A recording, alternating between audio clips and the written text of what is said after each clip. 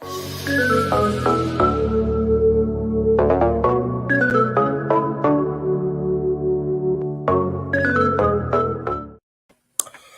day and welcome to this edition of Saint Sports. My name is Dominic Papa and I'm in the dark here.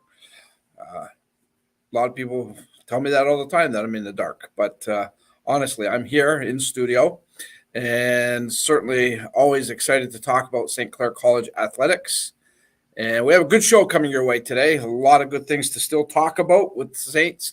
Again, just an unbelievable role in the athletic department so far this year.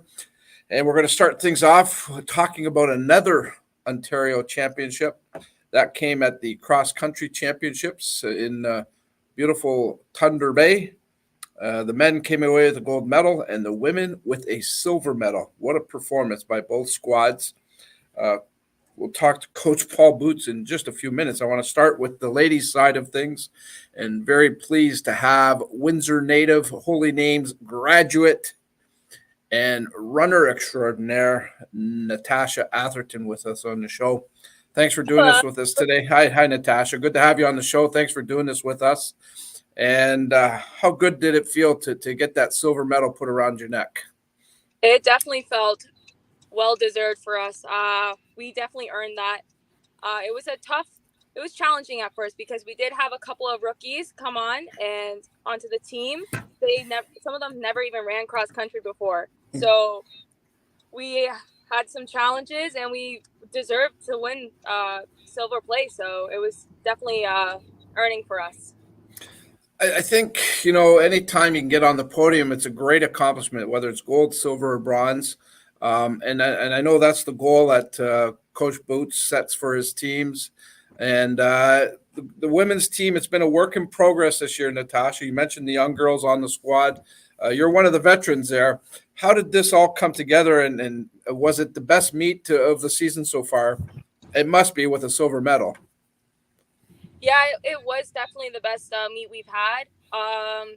All the girls, we worked together. And we came out and we had like a little huddle before our race and we just said we need to give it our all. And we did. We came through. Each of us performed the best we could. And it was a tough course too. And I'm really surprised that we did it. And I'm proud of all the girls because we had 3 rookies on the team. That's half our team. So we definitely worked well this whole season and we managed to do it. So it was a good accomplishment. Okay, take me through the race if you can, then, Natasha. How did you accomplish the silver medal with the 3 rookies and the veterans that were returning? Well, this race, it was really hilly. It was lots of up and downs. There was no flat throughout the race, so it was you either like hills or not. And thank God we have Malden Park because we had a great training from our coaches, and he knew what he was doing. Thank God. So we definitely trained really well for this course, and I think we were really well prepared, and that's what helped us get second. That's a great accomplishment. What about for you personally, Natasha? How did you push yourself, and did you think going into this that a medal was possible? I definitely thought a medal was possible. I knew we were going to play silver eventually, and I'm really glad it was during OCAA's, the provincial race. Going into this race, I was very nervous because hills are my weakness, but I still pushed through for the team because I wanted us to place second, and I managed to place as 4th runner for the team, which was not my best race, but I'm really glad that the other girls, they stepped up and they placed really well for the rest of the team. So it was good. Yeah, maybe hills are not your best, but certainly as an athlete, as an accomplished athlete like yourself, Natasha, a challenge is a good thing, isn't it? Oh, yeah, for sure. The only way we can get better at something is if we challenge ourselves. So Right. So how does this help set up for the Nationals now, which about a week and a half away? You're going to head out to Alberta. And how does this help? Confidence-wise, I can only imagine that it's just a huge shot in the arm for the girls. Yeah, well, we moved up in the rankings. So we were 10th going into OCAA's. Now we're 6th. and we're not far from third place. So I feel like if we push each other, because we can't control the weather, and some of us do well in the colder weather and the snow, and I feel like if we push each other, we can get third place if we really try. And I'm confident that we can get third. And if we have fun and enjoy it, we'll get there. All right. Great stuff, Natasha. And certainly want to wish you congratulations and the best of luck. We're going to talk again, I'm sure, after the Nationals. Hopefully, it's another medal. Anything with a medal at the end of it is a great accomplishment. We'll keep our fingers crossed. And thanks for working so hard for the college. Oh, thank you. All right. That's Natasha Atherton of the women's cross country team, a silver medal at the Ontario's. Just wanted to mention before we get to Coach Boots of the cross country team, we're going to have Chantal DeVloot from the women's volleyball team. They'll make their home debut this weekend. We'll have her in a few minutes. And Coach Mike Lachance from the football team, he'll wrap up the season with us at the end of this show. But right now, I do want to check in with Coach Paul Boots of the cross country team. And always smiling. That's a good thing, Coach. You have a lot to smile about. Natasha, obviously a very special athlete. Just in talking to her, you could tell that she's pretty focused.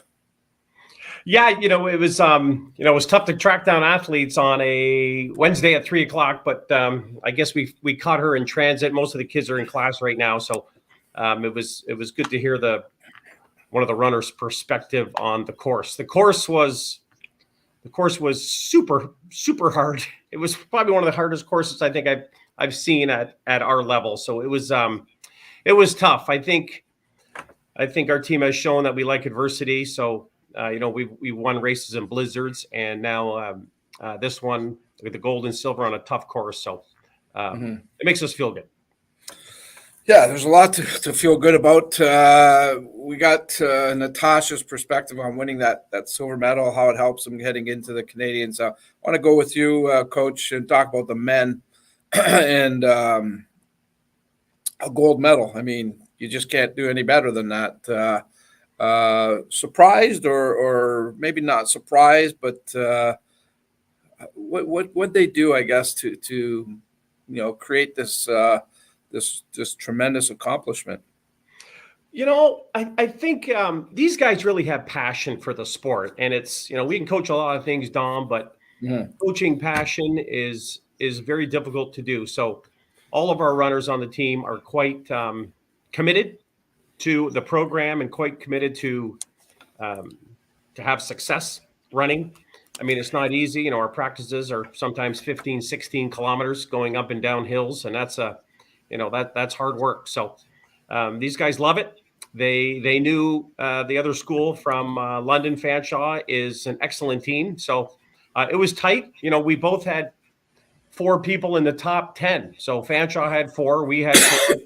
Not much room for other schools when we had 8 of the top 10. So, they're a good team. We won by 3 points. It was tight, and I'm sure it's going to be another great race in Medicine Hat with ourselves and a few other teams from Quebec and Alberta. Yeah, before we get to Medicine Hat, Coach, I want to talk about your squad, the men's squad, and of course, they feature one of my favorite athletes in all sports right now, of course, Mr. Tyler Jones. But you have a good mix there. There's some young runners, and then you've got your veterans that lead, I'm sure, and have brought along these young runners. How good is the chemistry on this team, and how much of that was a factor in this gold medal? They really did come together, and it was great to see. They push each other at practice. They some of the younger guys just don't have the mileage that the veterans do, and that's fine. But they do train well together. They practice well together. They obviously cheer each other on when they can, and it's not only just the guys, the girls as well. So, the guys cheer on the girls cheer on the guys, and it's a nice tight group this year, and it's fun to see. So now you have about I think it's about a week and a half, Coach, before the Canadians. You'll travel out to Medicine Hat. Obviously, time is a little bit different out there and things like that. Will that factor into the preparation for all of this? Well, we try to encourage them to get sleep. That's for sure. Yeah. That helps with the time change, the 2-hour time change. As far as practices go, we, with the clock moving, falling back in the fall, then we'll be running on the turf at the beautiful St. Clair Sports Park there. So we'll have one more practice at Malden Park, and then we simply run out of daylight. So we have to go under the lights, which is fine. And for the most part in the last week, you're going pretty light with the guys and the girls, and it's just keeping them fresh, and then we're ready to go. We really don't run them all that hard. What do you know about the course out there, Coach? It's going to be easier than this one. Okay, well that's a good thing, I guess. Yeah. Well, it's rolling hills. It's probably not going to be a big surprise. It's like Natasha said, Malden Park is a phenomenal training facility, so we'll be ready to go, Dom. Of course, you've experienced this before, winning a national championship, and I guess I'll bring it up. Comparisons to that team to what you have today. Are there similarities there, or do you see something a little bit different? No, very similar. Yeah, very similar. It's funny you mentioned that, because if I recall correctly, we were ranked second going into the nationals, and the team that was ranked first is the same team as 2018. So a lot of similarities, but rankings mean, they mean this, they mean that. But, I hate. I'll be honest with you, Coach Boots. I hate rankings. We're not a huge fan either, but it's exciting. It's exciting for the runners themselves. They kind of like that stuff more than us. Sure, and it creates conversation. Sure, and they know it's going to be tough. It's tough to compare. It's almost like you're comparing apples and oranges when you have someone running on a ridiculously hard course, and then they're comparing time to somebody that, ran on a relatively flat course. So it's kind of unfair.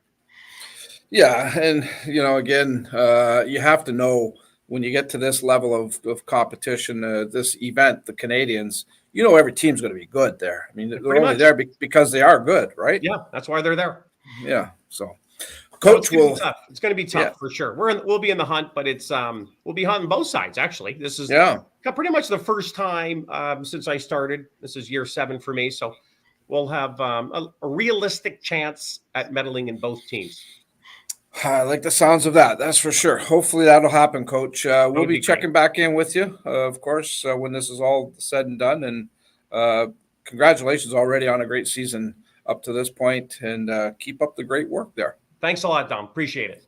All right. That's Coach Paul Boots of the cross country program, getting ready for the nationals. We're going to switch sports, and really excited this weekend. We'll see the volleyball teams at St. Clair College for the first time this season. And the men off to a little bit of a slow start at 1-2. Hopefully a little home cooking will do them some good. They've played all 3 games on the road so far, much like the women. And the women, I'm very excited to say, a perfect 3-0 to start, including a victory against Fanshawe. One of the key players, no doubt about it, this year is the veteran hitter Chantel DeVloot, who joins us on the show here today. Good day to you, Chantel, and thanks for doing this with us. And talk to me about this 3-0 start. That's got to be pretty gratifying at this point. Yeah, it's really exciting to start the season with 3-0 for sure, all being on the road too. We had our first road trip up to Sudbury, always a long bus trip, 8 hours up there, but we did our job. We got 2 wins. And then again, we played on the road, played against Fanshawe on Sunday, and we came out with a gritty 3-2 win, which was really big for us. It was a close game through and through, but we came out on the winning side. So it's a really good start to our season for sure. Yeah, we like to win all the games, but we really like to win against Fanshawe. That's for sure. It's that London-Windsor thing that is just a huge rivalry, no matter what sport it is.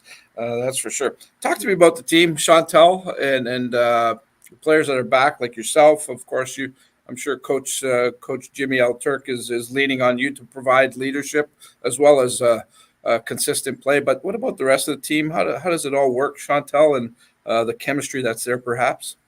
Yeah, for sure. We have about, I think, 10 returning girls and about 7 new rookies this year. So it's always a good start when we have some new blood coming in, some new good rookies. So we just like to keep practicing, keep doing some team bonding, keep growing as a group together, and it definitely transitions to our play on the court. We have a really good group this year, a few good returning players, and we've brought in a few good athletes too. So We've been playing really well together. We're just trying to keep it rolling and keep our chemistry together, both on the court and off the court. And it's definitely helped us so far get those first 3 wins for sure. It always seems like it's a work in progress, Chantel, throughout the season. You want to get better each and every game. You're already out to a 3-0 start. How well is the team playing at this point, and how much work still needs to be done here? Yeah, the team's playing pretty well. There's always more work to be done. We're not done until we get all those wins that we can. So every win's a win, but every other team that we're going to play this season is just as good as the next. So we're satisfied for sure with the 3-0 win, but we want to go 8-0 this semester for sure, or 9-0, I think. But yeah, every game's a win. Every game matters in this season for sure. So we just want to keep looking for a win each game. Every team's going to be good. So and you're one game at a time for sure. Yeah, you're a veteran, Chantel, and since you've been around, this program has excelled. It's played at a very high level. It's been one of the better programs at the OCA level. And Coach Jimmy, you got to give him a lot of credit. He's kind of set the bar that way. He doesn't want to call it rebuilding or anything like that. He probably looks at it as reloading. And the expectations for this team, being that you're the veteran here, do you sense that you really don't get a chance to rebuild? You have to reload. Yeah, kind of. I mean, we always have the standard. We want to do as best as we can, and whether we lose some good players or gain just as many, I think that's always the goal, is to do as well as we can. And Jimmy does really well at our practice plans and working on getting us better in every aspect. So definitely kudos to Jimmy, but all the athletes put in the work every day at practice, and everybody wants to get better. So I think this year should be just like the rest of them. We're just reloading, not rebuilding. We're reloading to do better than last year for sure. Yeah, I like that approach. That's for sure. What about yourself, Chantel? This is a 4th year for you. Great to have you back. That's for sure. I know I've enjoyed watching you play and just develop as a player. How are you pushing yourself this year, and what do you want to make sure you work on with the team to make sure that you contribute the best way you can? Yeah, for sure. This is my last year playing sports, my last year playing competitive sports for sure. So I've had a little bit of a rough start. I had a bad ankle sprain at the beginning of the season, so I've had a slow start trying to get over those few injuries. But I've been on the team one of the longest. Me and Riley Davis are the ones who've been on the team the longest, and Lex Stewart. So kind of giving that leadership to the team and all the new girls coming in who've never experienced OCAA or playing at this high of a level. So that's definitely something I've been striving towards, like helping those younger girls find their place within the league and kind of get more comfortable like I have over the past 4 years, and want to end the season with as many wins as possible, hopefully make it to OCs and medal like my first year. So just want to get as many wins as possible and just end my volleyball career off hopefully with a medal for sure. Yeah, we'd love to see a medal for sure. I guess with that said, do you put a little more urgency into this season for yourself? And then do you find that you're maybe pushing the other girls? Yeah, well, you were, as you said, you were a rookie at one time, and I'm sure you looked at a couple of veterans to help guide you. And I'm sure they're coming your way right now to say, hey, what about this, Chantel? What about that? Yeah, it's definitely cool to like my rookie season. I definitely had like Julianne Milling as a good role model. So it's She's nice not bad. to kind of be on the flip side of that and kind of be one of the hitters and one of the players that most of the rookies can hopefully look up to. So it's definitely like rewarding in that way to see the younger girls kind of learning from me and learning from the challenges and different things that I've experienced through my career. But I'm just basically looking one game at a time. I'm not trying to overthink anything, just enjoying playing in the moment and enjoying each game as it comes for sure. Be nice to get some home cooking going this weekend, this Sunday, I believe it is, right, Chantel? Yep. Sunday at 3 p.m. I think we play.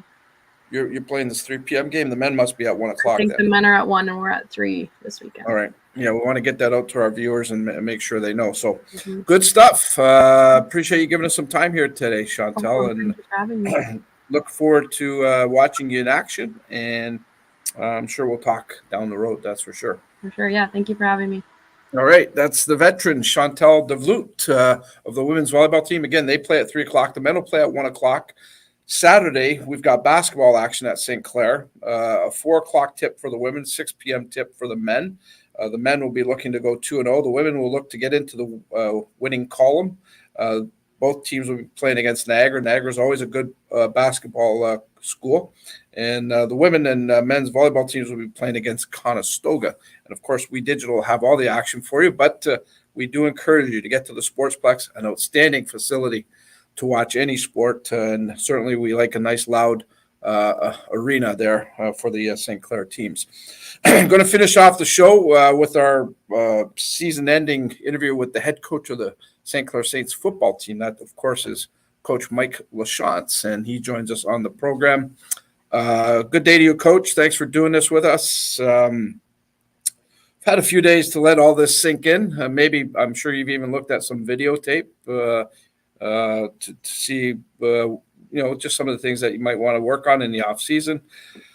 Got to give credit to Okanagan. This is an outstanding team. There's a reason why they're in the Canadian Bowl. But what are your thoughts after getting to play them and going forward here, Coach?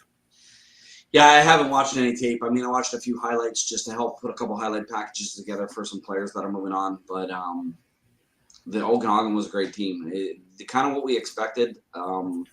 They were probably a little faster and a little more physical than they showed on tape, but it's just the quality of competition in the BC Conference compared to what we face on week to week in the OFC. And we've certainly to work on things in the future. I think that we can compete with teams like that. We showed it in the halfway through the second quarter. I thought we showed it. We just got behind too far to kind of close that deal, but we certainly played really well in the second half in particular. And I think we could play with those teams. We just have to challenge ourselves all season long to play at a higher level than even we might need to in the OFC.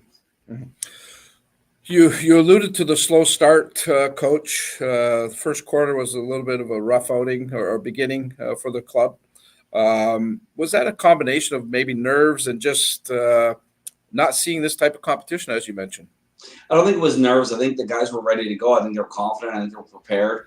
But game speed is totally different live than it is on tape, and it's hard to quantify in a game like football how fast the team could be playing or maybe the physicality of it.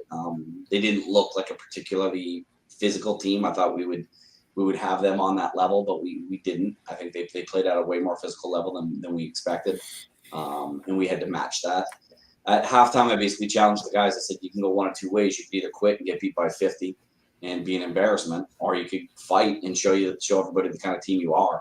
And even if it doesn't result in a win, sometimes you got to just play for pride, play for yourself, play for the school, play for your family type of thing. And the guys really rallied in the second half and played well. They played at a much higher clip than when we played in the first half. They kind of extended themselves a little bit more defensively. We're getting more helmets on the football. And offensively, our playmakers starting to make some plays and just take it to the next level. And it just showed, for me, moving forward as a head coach, it showed what we're capable of and the steps that we have to make for next year. But it was certainly an incremental improvement from the years past. And I'm glad you brought that up, Coach, because this is a process. This is something that's been a challenge for a lot of years for OFC teams to compete with these Western Conference clubs. And I think that gap really shrunk in this game, at least for the St. Clair. I mean, I can't speak for Ottawa and Hamilton and London and them, but I think that St. Clair certainly did show that the gap is shrinking. Obviously, you're on the right track as to what's needed to get to play at that level and perhaps win at that level. How much of the work in the offseason last year helped you get to that game Saturday and compete against these guys? Because I know there were things that you and Coach Morency and the rest of the staff wanted to address. I think a lot of the work we did in the offseason paid dividends. Not necessarily in that game, but to win the Ontario Conference back was huge for us. It was really our number one goal. You can't compete at the national level unless you take care of business at the provincial level. And I think sometimes in the past maybe we've lost sight of that. Sometimes when you win so much, right? You're in the OFC final every year, as we have been for the past decade. You lose track of what's real and what's not. And the reality is you have to win Ontario. So that's going to be our goal moving forward. I think the steps that we took were just attacking every game, one game at a time, one quarter at a time type of thing.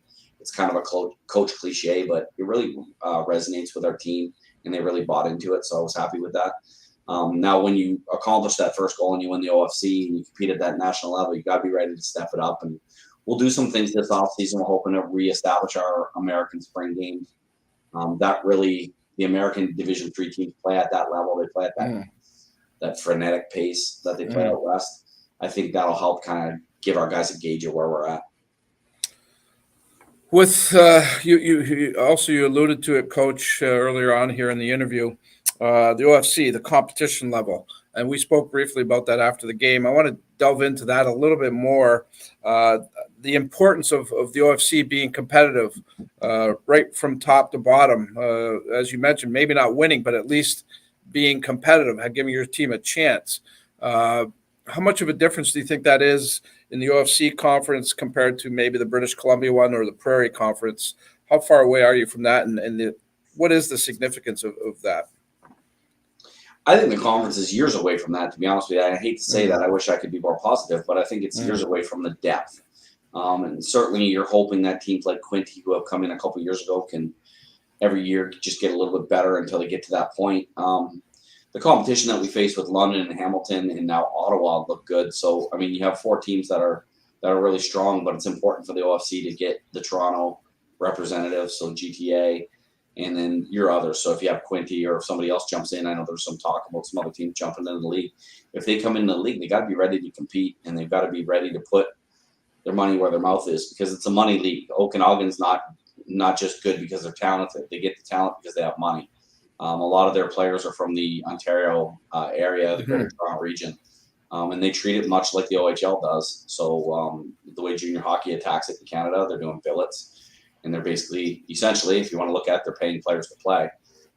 So if teams aren't ready to either have it like we have it with the college support, or have local businesses supporting it to the tune of where they can compare budgets. You can't have a $40,000 budget competing with a $500,000 budget. It's not going to work in any sport at any level. And I know in the past, me and you have talked about junior hockey, and you see some of the junior teams that are just not competitive. They're not going to win a junior championship in hockey because they just don't have the budget behind them. And that's really the reality of junior football. It's the haves and the have-nots. Would you like to see expansion in the league, Coach? You mentioned that there's some teams that are interested. I've heard the the rumblings myself. Would expansion be good for this league? Only if it's ready to go. If you bring in an expansion team and they play us game 1 and get beat 85-0, when I empty the bench and play 80 guys, then it's not worth it. Right? I'd rather play London every week. I'd rather play Hamilton and London in Ottawa every other week and be done with it. So it's kind of, I would love to see it, but only if they're ready. So I think if you get the right people involved, they can be ready real quick. If you get the right support group behind the team, they can be ready real quick. If you've got an organization that's ready-made from some of the younger leagues, that maybe they could be ready quicker. So there's different ways to attack it, but you got to really, I think the OFC executives got to make sure that if they're expanding in the right areas, and they're expanding with the right people that are in it for the right reasons and then for the long term. Do you anticipate a lot of changes with the team come next fall, Coach? Staff-wise, no. We'll have the staff back. It's a great staff. I'm really happy with the way that we did things from a coaching perspective. I thought the staff did a really good job of really kind of coming together. A lot of veteran coaches that have come together from different areas, and a lot of guys that have been on my staff for a while. So staff-wise, we're good.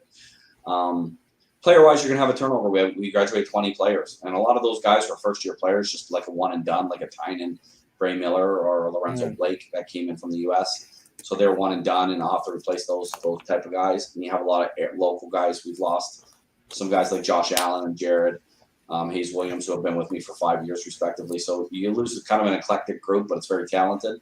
But that's half the battle with junior football. You're either losing them to scholarships, or you're losing them to CIS schools, or you're losing them because they graduated and they're off to the workforce, or they age out in these cases. So our age out guys are going to be tough to replace, but that's half the fun about it. I love recruiting, and I never stopped. Everyone says, "Oh, you're going to take a week off before you start recruiting."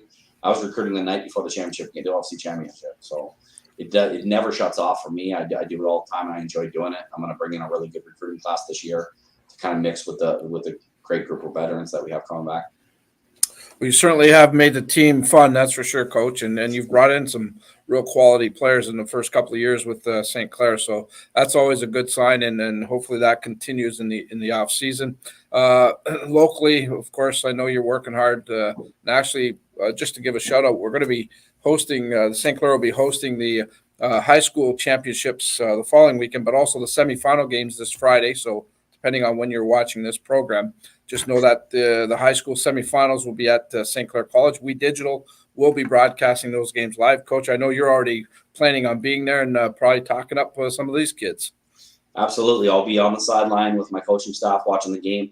It's an awesome atmosphere at the college. Those people who haven't got to the college to watch a game, the college will put on the same experience for the high school kids as we get for our home games. So we'll have the scoreboard rocking. We'll have WeTV. Obviously, they're doing the game as great as you guys do it.